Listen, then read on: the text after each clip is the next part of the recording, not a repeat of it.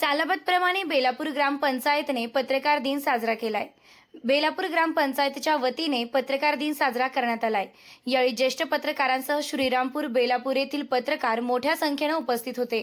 दरम्यान कार्यक्रमाचे अध्यक्ष मारुतराव राशीनकर, शरद नवले, भास्करराव खंडागळे, सरपंच मीनाताई साळवी, अभिषेक खंडागळे, उपसरपंच आबा नवले, माजी उपसरपंच मुस्ताक शेख, गावकरी मंडळाचे ज्येष्ठ नेते जालिंदर कुरे, हाजी इस्माईलभाई शेख इत्यादी मान्यवर उपस्थित होते। यावेळी ग्रामपंचायतच्या पदाधिकाऱ्यांसह पत्रकारांनी मनोगत व्यक्त केले। थोडंसं मी शिवाजी आणि विष्णू वाघ या दोघांच्या अनुषंगाने थोडक्यामध्ये मी या ठिकाणी विश्लेषण करणार। आम्ही अण्णासाहेब शिंदे असतील, भास्करराव गलांडे असतील, गोविंदराव दिघे असतील, भानुदास मुरकुटे असतील, जयंतराव ससाणे असतील, दौलतराव पवार असतील, अशा रामराव दिघे असतील, गोविंदराव दिघे असतील, अशा दिग्गजांचा हा तालुका बाळासाहेब विखेकर श्रीरामपूर तालुका विभक्त झालेला होता। आता तालुका व्हायच्या पूर्वी बाळासाहेब विखे आणि अण्णासाहेब शिंदे हे दोघं पण इथलं राजकारण बघत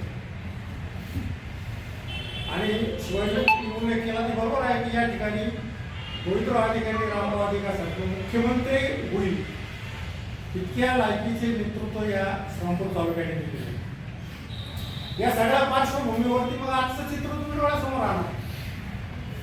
आज वैभवशालीचं काही नेतृत्वाबाबतचा हा तालुका होता, त्या तालुक्याची आजची काय स्थिती आहे हे जर आपण बघितलं तर तुम्हाला सगळ्या गोष्टी स्पष्ट होतात।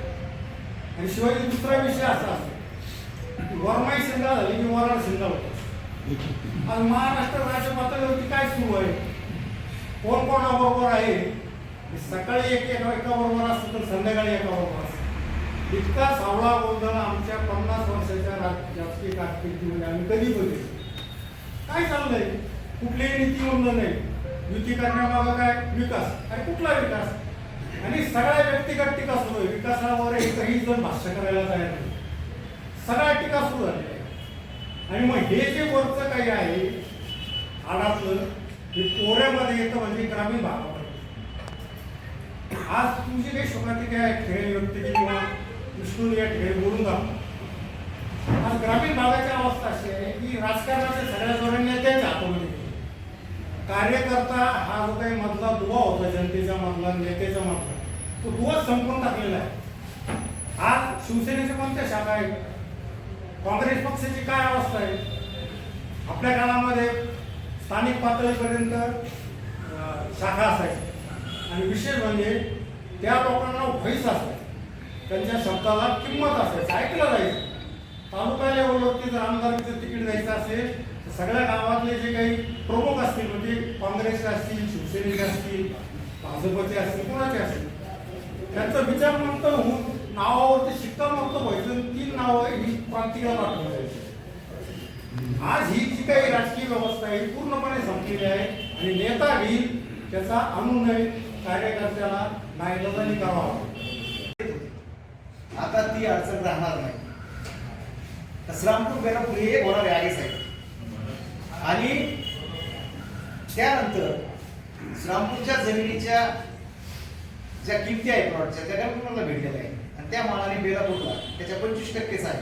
म्हणून बरेचसे लोक बेलापूरला स्थायिक होतील आणि बेलापूरला स्थायिक झाल्यानंतर त्यांना मूलभूत सुविधा देण्याचं काम ग्रामपंचायत म्हणून आमचं आहे। त्या दृष्टिकोनातून आम्ही आज कामकाज केले। अनेक गोष्टी आम्ही करण्याचा प्रयत्न केलेला आहे। त्यामध्ये सगळ्यात महत्वाचं काम जर प्रयत्न केला असेल तर ह्या बेलापूरला जवळजवळ 40-50 वर्षापासून गावठाणमधून मारुतराव पण ग्रामपंचायतचे सदस्य म्हणून त्यांनी काम केले, त्यांना माहिती। तर त्यामध्ये गावठाण नसल्यामुळं घरकुल किंवा ज्या आमच्या गावामध्ये जवळजवळ 70-80% लोक सर्वसामान्य आणि अतिशय आर्थिकदृष्ट्या मागासलेली मंडळी आहेत आणि यांना जर घरं द्यायची असली जवळजवळ आमच्याकडे 2000 लोक होते आणि यांना यांच्या स्वतःच सर्वसामान्याचं स्वतःच्या स्वप्नातलं घर आम्ही देण्याचा प्रयत्न केला आहे। आणि नामदार विखे पाटलांच्या माध्यमातून आमचे 500 घरं मंजूर होते, आम्ही त्याचा 1000 घरं मंजूर करून आणली। आणि जी 43 एकर जागा भास्करांनी सांगितलं त्याप्रमाणे जर जागाच मिळाली नसती तुम्ही घरकुल बांधलं असतं आणि आणि शासनाच्या ज्या योजना आहेत त्या शासनाच्या योजना सर्वसामान्य लोकांपर्यंत पोहोचण्यासाठी आता आम्ही जो या ग्रामपंचायतीने घरकुल योजना केलेली आहे, माझी सगळ्याला विनंती आहे की हा जर फक्त 5 मिनिटं आम्हाला द्या, हे कार्यक्रम संपल्यानंतर आपण ती घरकुल योजना कशी चालली, रो हाऊस देतोय आम्ही, अर्धा गुंठा जागा आणि 280 स्क्वेअर फीट बांधकाम आणि शासनाचे 1,90,000 रुपये मिळणार आहे आणि 1,35,000 जे स्वइच्छेने लाभार्थी 100 तयार झालेले त्यांचीच कॉलनी आणि नंतर जे लाभार्थ्याला जागा लागते त्यांना आम्ही 15 ऑगस्टच्या ग्रामसभेत ठराव करून 6 महिन्यापासून तर त्यांना पण अर्धा गुंठा जागा द्यायचा, परंतु याच्यात अनेक मंडळींनी त्याच्यात राजकीय आणि लोकांना सर्वसामान्य लोकांना घरे मिळू नये म्हणून प्रयत्न केलेला आहे. तर नंतर आम्ही शोध असा घेतला की ही लोक याला का विरोध करू राहिले, तर त्याच्या मागे बिल्डर लॉबी असं आपल्याला समजलं. परंतु या सर्वसामान्य लोकांना त्यांच्या घरामध्ये गेल्यानंतर जो आनंद, जे समाधान मिळणार आहे, या सरपंच असतील, हे सगळे सदस्य आहेत, यांचं खरं मोठं त्याच्यामध्ये योगदान आहे. आता दुसरी महत्त्वाची गोष्ट, आम्ही एक वर्षापासून आम्ही मार्गदर्शनाचं काम करतोय. तर नदी संवर्धनचा जो प्रोजेक्ट आहे त्याच्यामध्ये 15 कोटीचा प्रोजेक्ट आहे. आम्ही या संपूर्ण नदी घाटामध्ये जसं महेश्वरला घाट आहे तसा एक घाट बांधणार आहे, जॉगिंग ट्रॅक आहे, नदीचे खोलीकरण करणार आहे आणि इथून, कारण ह्या गावाला पर्यटन सुरू व्हावं म्हणून तिथं आम्ही बोटिंगची व्यवस्था करणार आहोत, ती बनामध्ये जाणार आहे आणि तिथून म्हणजे जेणेकरून इतर भागातले लोक येतील आणि इथं पर्यटन व्यवसाय, छोटे छोटे उद्योग व्यवसायाला त्याच्यामुळे गती मिळेल असा आमचा एक ध्येय आहे आणि त्याच्यामध्ये हा प्रोजेक्ट खूप मोठा आहे. आम्ही गेले 1 वर्षापासून सातत्याने प्रयत्न करतो की मला सगळ्या गोष्टी झाल्या. ग्रामपंचायतीचा त्याच्यामध्ये 20% सहभाग आणि 80% शासन त्याला निधी देणार आहे.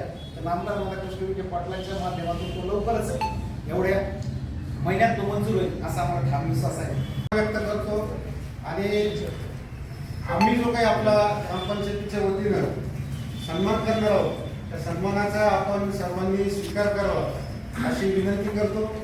आणि बेलापूर ग्रामपंचायत म्हणून किंवा आमच्या सगळ्यांच्या सामाजिक राजकीय जीवनामध्ये पत्रकारांचा खूप मोठा वाटा आहे आणि आतापर्यंत त्या सगळ्यांनी आपण सर्वांनी एक मार्गदर्शक म्हणून आम्हाची मागं भूमिका बजावलेली आहे.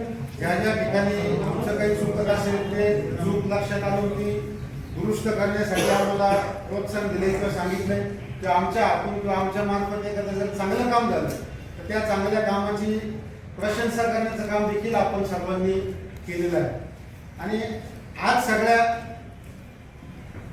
ह्या डिजिटल युगामध्ये, सोशल मीडियाच्या युगामध्ये अनेक वेळेस अनेक बाबतींमध्ये फेक नेरेटिव्ह पसरवलं जातं आणि आजकालच्या याच्यामध्ये हे खरं तर पत्रकारितेचं कसं आहे आणि ते तुम्ही सगळे लोक त्यामध्ये माहीत आहात. या फेक नेरेटिव्हमध्ये खरं काय आहे हे शोधण्याचा आपण सगळे पत्रकार कायमच प्रयत्न करत असतात. आपल्या सगळ्या या कार्याला मी माझ्या वतीनं बेलापूर ग्रामपंचायतीच्या वतीनं शुभेच्छा देतो. आणि पुन्हा एकदा आपण सर्वजण या कार्यक्रमाला आमच्या विनंतीला मान देऊन उपस्थित झाला. आपल्या सर्वांचे स्वागत करून आपल्या आभार मानून माझे संपूर्ण धन्यवाद.